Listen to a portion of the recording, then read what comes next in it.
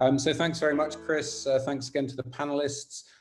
Yeah, so this year's survey has that interesting paradox that people are feeling more miserable. They're reporting lower overall sentiment than ever before, but at the same time, the majority of them are looking to invest and to expand their workforces in Indonesia.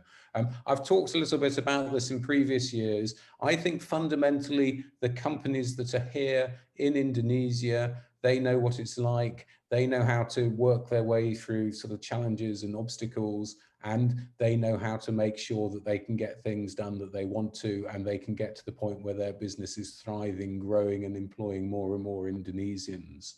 I think the real challenge for me is how does the Indonesian government get its message across to the businesses that are not here, that this is a great place to be, this is a great place to invest. We saw that there was a strong demand for simplified explanations, for explaining rules and regulations. We know that we have the omnibus law, which is expected to be a very significant change to the business environment in Indonesia. Is it going to be comprehensible? Is it going to be understandable to people who are not already here on the ground and have the time and resources to understand it? There was a point in the slides as well about SMEs and SMEs not perhaps feeling well represented or supported by the government.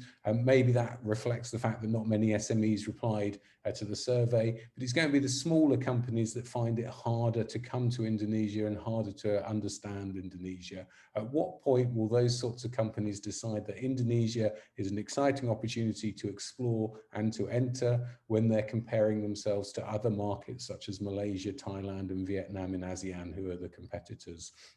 That is the fundamental area of marketing Indonesia. Those of us who've been here are very happy to do it. We're very happy to help, but those who aren't here yet, they need to know more.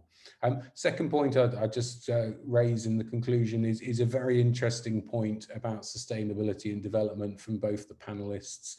Sustainability was something that was not really on the agenda when I first came to Indonesia 5-6 years ago. It's now very much at the forefront of everyone's thinking. I think that's tremendously positive for the country, and also because it's such a large and significant economy as well, and a developing economy still. I think that's tremendously positive for the whole planet as well, that Indonesia takes it seriously and is willing to talk about it and to take steps to improve it. So I hope that's a trend, and maybe we can add some more questions on that to the survey in future years, Chris. Thank you very much. Thanks for the opportunity to speak, and that would be my summary, Chris. Thank you very much, Nick.